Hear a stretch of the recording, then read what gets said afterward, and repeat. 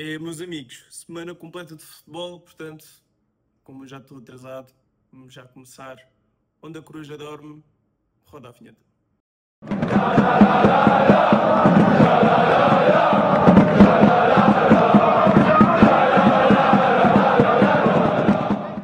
Então, o que é que nós tivemos esta... Eu vou tirar os óculos, esqueci-me que estava com os óculos. Isto depois faz reflexo aqui no vídeo. O que é que nós vamos falar aqui neste vídeo, que é um bocado global e interdimensional. Esta semana aconteceram vários jogos e eu decidi aglomerar tudo num vídeo. No entanto, não sei se fico muito feliz, porque, por exemplo, o jogo do Sporting foi na segunda-feira e já passou há algum tempo. É normal que as pessoas não tenham interesse. No entanto, também estou a aprender e é uma forma de tentar ver como é que ficava juntar tanto Liga Europa pela parte do Porto, tanto alguns jogos a meio do campeonato, como foi o Benfica Rio Ave e mesmo o Sporting Moreirense. Também foi uma semana atípica com o jogo do Sporting na segunda-feira, mas vamos começar, em vez de ser uma linha cronológica, vamos começar pelo Sporting Moreirense. A seguir vamos passar pelos dois jogos que o Benfica teve contra as Aves e contra o Rio Ave.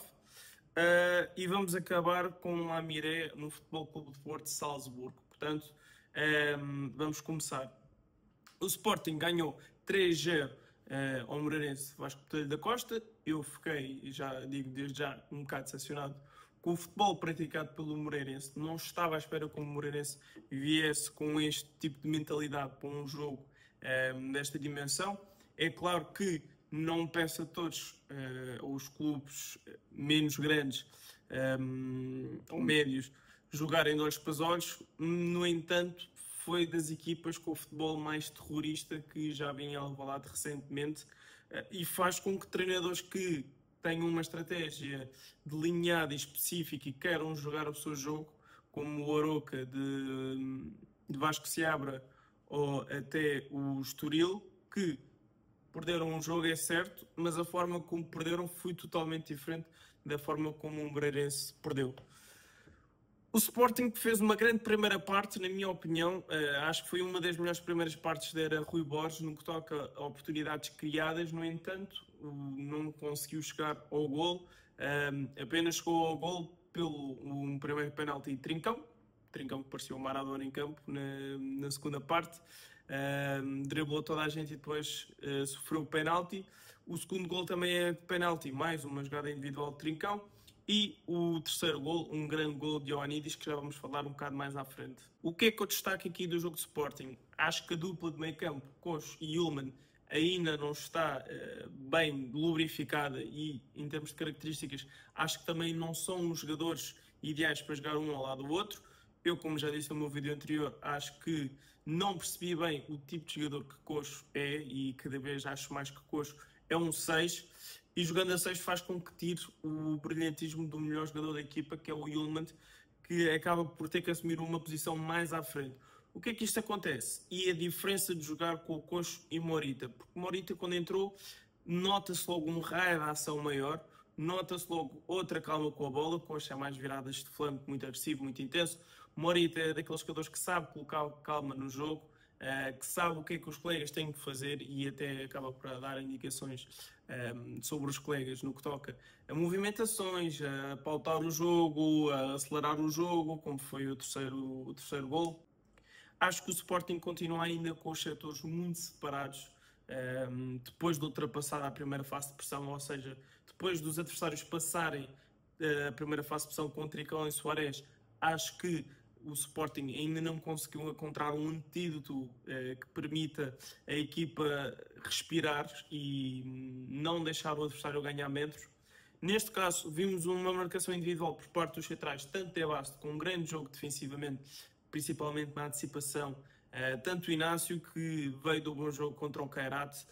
Nota-se que houve uma indicação especial para os dois centrais terem esta atenção no homem a homem, de forma a que os setores do meio campo e da defesa não fiquem tão desproporcionais. Acho que ainda existe a questão de a parte esquerda do campo ainda um bocado desproporcional à restante equipa, porque o Pote acaba por muitas vezes não fechar o que deve fechar e não tem a fisicalidade e o choque de se calhar de fazer essa pressão e esta contra-pressão depois de ultrapassarem em primeira fase de pressão. Porque, por exemplo, se o adversário for para o lado esquerdo, ou seja, o lado direito do Sporting, o que é que acontece? Depois de ultrapassar a primeira fase de pressão, o Yulman e o Coxo fecham e sobra sempre um homem livre que ou era Soares a baixar para esse homem, que não vai acontecer, porque Soares também precisa de ficar na frente, ou é o Pote a ter que fechar, ou então é o Inácio a sair homem a homem e o Coxo fechar então esse homem. Só que acho que ainda existe aqui alguma indefinição no que toca a comportamentos depois de ser ultrapassada esta primeira fase de pressão. Mangas continua com muitas dificuldades e já passou aquele estado de espírito de tudo o que fazia correr-lhe bem. Nota-se que está com mais dificuldades na definição. Houve muitas vezes que acabou por ganhar a linha, mas acabou por não decidir bem também. E foi da noite para o dia. Maxi Araújo entrou, fez logo uma oportunidade de um grande passo de calcanhar de Soares, sentou dois jogadores, podia ter passado, rematou, acontece, mas entrou com uma dinâmica muito forte e o Maxi é um jogador que, vindo de trás, tem esta agressividade e tem esta questão desta imprevisibilidade, porque ele tanto leva para a esquerda como para o meio, acaba por estar aberto, mas também está fechado e proporcionar ao Pote abrir um bocado mais. Portanto, acho que quando Mangas saiu por Maxi Araújo foi da noite para o dia e Maxi será uma questão de tempo até estar bem fisicamente para recuperar o lugar que é seu. Gostei muito da dupla de Vajanidis e Kenda. Kenda está a subir de produção. Vajanidis para mim fez um jogo excelente. Continua com alguma, não digo vergonha, mas é normal para um jogador que chegou há pouco tempo. Às vezes ainda arrisca pouco. E teve alguma indefinição depois de conquistar certas partes do campo, mas acho que é um jogador com imenso potencial. Eu quero um bocado de cético na parte de Vajanidis, mas está-me a convencer o grego. Em termos de remates, à primeira parte, acho que isto são remates na totalidade, na primeira parte, são 25 remates, 14 deles à baliza e um X-game máximo da Liga, adiado pelo poste e pelo grande jogo de André Ferreira, que ele que era suplente, Vasco Telho da Costa pôs a jogar e o guarda-redes esteve como nunca se viu, porque também não era um jogador conhecido, mas esteve muito bem aqui, não na sua estreia, mas na estreia deste ano, como guarda-redes do Moreirense. O Soares, que falhou 2 golos, um deles foi salvo na linha pelo defesa central. Esse defesa central que eu agora não me recordo o nome, mas é um defesa central que jogou muito bem e curiosamente até passou pelo Sporting. Eu acho que já vamos falar um bocado mais à frente, que eu tenho aqui anotado o nome dele. E o outro foi pelo poste, cobrou a grande penalidade. Novamente, para mim estes penaltis têm que ser pelo ponta de lança matador ou pelo 10 craque, não tem que ser o Yulman, na minha modesta opinião. O Moreirense foi adiando os resultados, o Soares também não ajudou e veio jogar num 4-4-2 com linhas muito juntas e depois Vasco Telho da Costa, visto que a equipa estava assim muito impermeável, acabou por mudar na segunda parte para um 5-4-1 e 5-3-2. E aí o Moreirense conseguiu fazer com que o Sporting não criasse tantas oportunidades. Isto não quer dizer que o Moreirense fez um grande jogo, porque não fez. Num dia normal, se calhar tinha saído em vez de 3-0, 4-5-0, porque realmente as oportunidades claras que o Sporting tinha fazia com que o Moreirense fosse um queijo suíço, salvo pela incompetência dos jogadores do Sporting, por alguma sorte, e também pela grande exibição que André Ferreira também fez. Para mim, o homem do jogo foi Trincão, continua a ser o meu jogador preferido neste momento. Aliás, eu comprei a camisola com o nome do Trincão por causa da época anterior que fez, foi um jogador que fez todos os jogos e é um jogador, para mim, errado no futebol, porque nota-se que é um jogador que tem qualidade. Eu comparo, se calhar, com as devidas distâncias, a habilidade que o João Félix tem, mas tem um comprometimento e um profissionalismo completamente diferente de João Félix. Trincão nota-se que é um jogador que fisicamente eu acho que é dos melhores do plantel, é um jogador que para mim corre mais, pressiona mais, tem mais índices de intensidade, ajuda defensivamente, ajuda ofensivamente com movimentos, com dribles, com iniciativas, e acho que Trincão está a ter um grande início de época, ele que na época passada também teve uma grande época. Lembro-me que no podcast O Princípio ao Jogo referenciaram que Trincão é o melhor jogador para os jogos pequenos. Não concordo em certa parte. É verdade que é muito bom com os jogos pequenos, mas se nós lembrarmos o ano passado, em jogos decisivos, foi Trincão que esteve lá para decidir esses jogos. Falo no Benfica no Benfica na Luz e no Benfica, por exemplo, com a Taça de Portugal, fora outros jogos em que o Trincão teve em evidência. Acho que é um jogador que personifica a massa adepta, é um jogador que dá tudo e que nota-se que tem gosto em estar lá. Espero que o Sporting renove com ele e que Trincão fique cá por muitos anos, porque é raro ver este tipo de jogadores passar o que Trincão passou quando chegou cá, e eu fui um dos críticos de Trincão. Sinceramente não esperava que Trincão tivesse esta mentalidade de dar a volta, porque se fosse o Trincão de 2 a 3 anos não tinha esta iniciativa de fazer os dribles que fez hoje.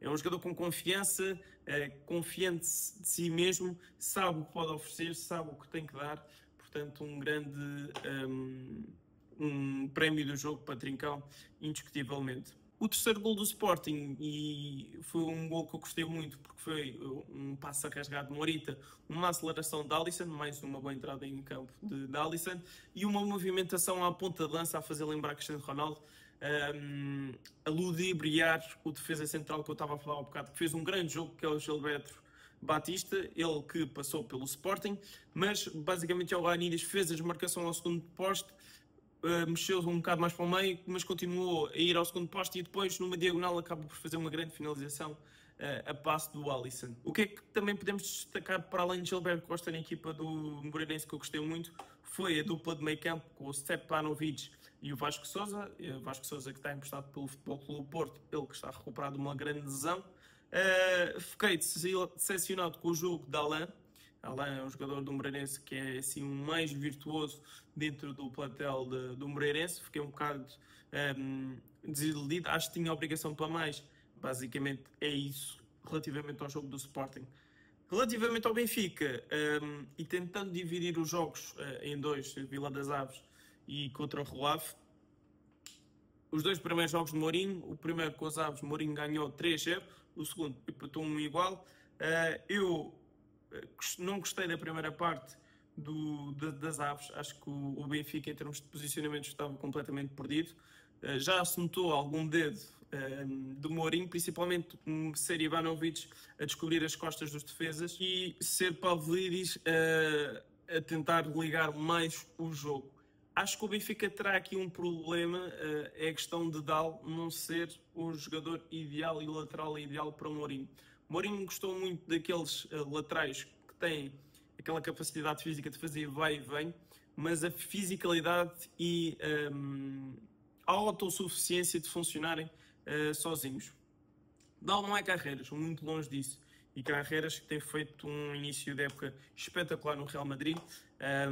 Dal é um jogador da associação que precisa ter jogadores perto deles para poder evidenciar o que pode oferecer aqui ao Benfica.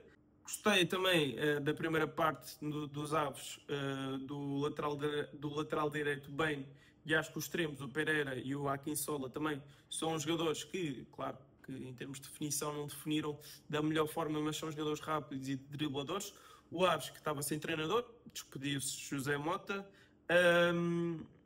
Eu acho que também em fisicalidade o Dal deixa muito a desejar. Em velocidade também é muito fácil ultrapassá-lo na velocidade. Portanto, acho que o Benfica também, sem uma opção, na minha opinião, razoável, porque a opção é o Obrador, não sei qual será a decisão de Mourinho na questão do lateral esquerdo. Até porque Austin, neste 4-3-3 que Mourinho fez no jogo contra o Rio Ave, no jogo a seguir, Austin não pode continuar a ser extremo direito ou médio direito com adversários que defendam como o Rio Ave e como o Aves fazem. Porque se olharmos para o Benfica e para o 11 inicial, não tem um abre-latas, e o jogador se calhar mais diferenciador tecnicamente é Sudakov, que não é um jogador de 1 para 1, é um abre-latas convencional. Acho que o Benfica terá que ver também a questão de Rios. Eu acho que Rios tem deixado muito a desejar. É também normal, na minha opinião, não estar habituado a tantos jogos. Ele chegava a muitos jogos no Brasil e é normal fazer muitos jogos no Brasil, mas tantos jogos com tanta intensidade, com Champions, com campeonato, com jogos difíceis no campeonato, com uma troca de treinadores, o que faz com que as cargas também mudem. O jogo com o Rio Ave foi basicamente isso, muito jogo também do Rio Ave. Foi um 4-3-3 com o Ivanovic na esquerda e o Sudakov em interior esquerdo, muitas vezes a 10, com a dupla de meio campo Enzo, que estará indisponível no próximo jogo contra o Gil Vicente, por ter visto o quinto cartão amarelo. 5 cartões amarelos é muito. Nota-se que o Enzo também fisicamente não está como estava no início da época. Lá está, esta dupla de meio campo já fez demasiados jogos, e acho que o Mourinho também terá que encontrar aqui opções no plantel, porque é o plantel mais rico e com mais opções aqui em Portugal. Não tem tempo para trabalhar, e hoje até falou que quando for após as seleções fica uma peladinha com o Astros e mais um gajo. Foi a frase que o Mourinho disse, acho muito curiosa. E eu acho que o Benfica terá que optar mesmo por extremos como Sheldrup, que está abaixo do que podia dar, e Luque Bábio, que teve uma grande entrada, mas acho que Luque Bábio terá este perfil de insistência. É um jogador que gosta de acabar as jogadas, não dá continuidade às jogadas, e resolve muitas vezes mal, se calhar em 10 oportunidades faz 3 ou 4. É um jogador que precisa de muito fio de jogo para dar alguma coisa ao jogo. Entrou muito bem e deu para ver que o Benfica efetivamente precisa ali de um desequilibrador. O Rio Ave teve em 5-4-1, em algumas vezes até foi um 6-4-0 a Simeone, sem os principais jogadores, tanto o Cleiton como o André Luiz não tiveram, o que deu também para fazer esta abordagem muito mais defensiva. Isto pareceu um treino de posicionamento defensivo. O Benfica chegou ainda ao golo por Otamendi, no entanto Otamendi pisou um jogador. Na minha opinião, o golo devia ser anulado, tal como o golo de Samu deveria ter sido anulado contra o Nacional. Penso que tenha sido contra o Nacional e não foi anulado, mas pronto, é o que acho que houve aqui uma dualidade de critérios, porque ou tem que se validar ou não se validar de todos, e o de Samu foi muito idêntico a este golo. Eu acho que a primeira parte do Benfica foi terrível, foi uma parte de posse de bola sem objetividade nenhuma, sem quase intenção de oferir o adversário. Foram 320 passes e apenas 22 passes progressivos por parte do Benfica na primeira parte. Isso conta muito não ter extremos puros, e Dedic também, com aquelas dinâmicas que tinha com Austin, não está a conseguir evidenciar o que evidenciou na pré-época. E Sheldrup também tem estado muito abaixo. É um jogador que não vai no 1 para 1 como ia no início do ano passado, ou a meio do ano passado, principalmente quando jogou aquela Taça da Liga contra o Sporting e partiu completamente os rins de Quaresma. É um jogador que eu aprecio, mas que acho que ainda lhe falta dar o clipe em termos competitivos, mesmo em termos físicos. Sudakov para mim tem sido uma grande surpresa. Eu, na minha opinião, não o vejo tanto como um 10, acho que é mais um 8, devido a também as dificuldades que tem de jogar de costas para o jogo. Percebo e acho que é o papel perfeito para Sudakov, este papel no 4-3-3, a interior esquerdo, fazendo ali uma aproximação com o extremo esquerdo, que poderá ser Sheldrup ou então Ivanovic. Fez o jogo menos conseguido, porque é normal, Ivanovic não tem que jogar ali, tem que jogar a ponta de lança, a procurar as costas do adversário, mas a ter oportunidades na profundidade, a ter oportunidades na área, acho que não lhe fica muito bem o papel de extremo esquerdo. E o lance do golo do Rio Ave também concordo com o Mourinho, não pode acontecer. Uma equipa que chegou ao golo da forma que chegou não pode sofrer. É verdade que foi uma inspiração individual e foi um golaço por parte de André Luiz, mas que nós vimos existe uma passividade que já se encontrava também contra o Karabakh, e neste caso o lance do golo, Austin acho que também tem uma culpa por não ter esta capacidade de apertar, ou a capacidade de matar a jogada quando tem que se matar. E pronto, acho que o Benfica perde injustamente contra o Rio Ave. O Rio Ave fez muito anti-jogo, o jogo esteve sempre parado, guarda-redes sempre no chão, os jogadores no chão. Acho que isto não é o futuro. Novamente, se eu fosse um estrangeiro a ver, se não fosse português, tinhas ligado o jogo aos 15 minutos, porque aos 15 minutos já estava a haver percas de tempo. E eu que este fim de semana, por exemplo, vi jogos como o Chelsea United, vi o City Arsenal, vi o Real Madrid, vi o Barcelona. É verdade que são grandes clubes de topo, mas do outro lado não se vê o antijogo como existe cá em Portugal, e sinceramente acho inadmissível. Uma nota ainda, porque só apresentou um jogador no banco de suplentes e isso para mim também é grave e acho que também não é esse o caminho.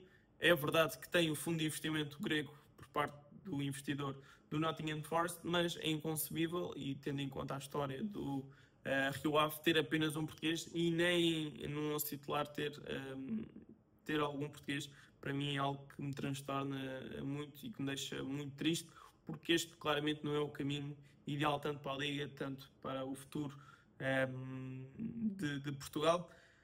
Jogos muito difíceis do Benfica, que irá jogar hoje contra o Gil Vicente, um grande Gil Vicente. Será um jogo muito difícil, com pouca frescura por parte do Benfica e com a moral em cima por parte dos gilistas, com uma grande equipa. Estou muito curioso para ver Joelson. Eu que era um admirador de Joelson na formação, estou muito curioso para ver o jogo 2. Posto isto, vai jogar a Chelsea contra o Porto, serão os 2 próximos jogos a seguir ao Gil Vicente, jogos dificílimos, mas acho que serão jogos mais a praia de Mourinho, Mourinho estrategista completo, e acho que serão jogos que irão beneficiar mais a qualidade do plantel e também a qualidade do treinador. Falando aqui muito brevemente do Porto, o Porto que venceu o Salzburgo num mau jogo, e apesar do início da época perfeito que Fariola tem dito, eu disse que será difícil manter este ritmo, porque o Porto também não tem assim grande plantel para rodar. E o Salzburgo é uma equipa austríaca que, é verdade, perdeu a hegemonia para o Stuttgart na Áustria, mas é um clube com uma base de Bundesliga, que é a Bundesliga austríaca, que é muito físico, tem jogadores muito jovens e interessantes, mas é uma equipa que gosta de morder fisicamente. Notou-se que recuperava a bola, fazia bem a transição e acabava por não decidir muito bem. O Porto que, com o Zaidu por dentro, horrível, o Zaidu não pode jogar ali. A dinâmica do Porto é ter os laterais muito por dentro. E o Zaidu gosta de fazer aquele vai e vem, aquele comboio. Muitos passos falhados, posicionamentos errados. Acho que não é o sítio ideal para Zaidu. E o Porto acaba por chegar ao gol, um grande gol do William Gomes, e ganhar aos 90, mais 2, penso eu, e pronto. Acho que o Porto, sinceramente, também foi um justo vencedor devido à segunda parte que teve, depois de se desamarrar daquelas marcações individuais, daquele 4-4-2 muito agressivo do Salzburgo, e será interessante ver a seguir se o Porto conseguirá mudar o chip de Liga Europa para campeonato e será a frescura necessária para fazer o jogo que Farioli gosta de pressão. Este jogo não se viu tanto isso, tanto pela questão física, tanto pela questão do adversário. E o próximo jogo será um jogo muito difícil com o Aroca de Vasco Seabra, que é uma equipa que também gosta de jogar futebol. E é um treinador que também, apesar de nunca excluir a sua filosofia, é um treinador que gosta de incutir alguns detalhes taticamente. Portanto, muito curioso para ver este jogo contra o Porto, o Aroca Porto. Voltamos para a semana. Não vou esperar pelos jogos da Champions, vou fazer uns jogos de campeonato, um vídeo de jogos de campeonato e um vídeo de Champions Liga Europa, porque acho que fica melhor. Portanto, espero que tenham gostado, deixem um like se gostaram, subscrevam, escrevam nos comentários e tchau. Até à próxima.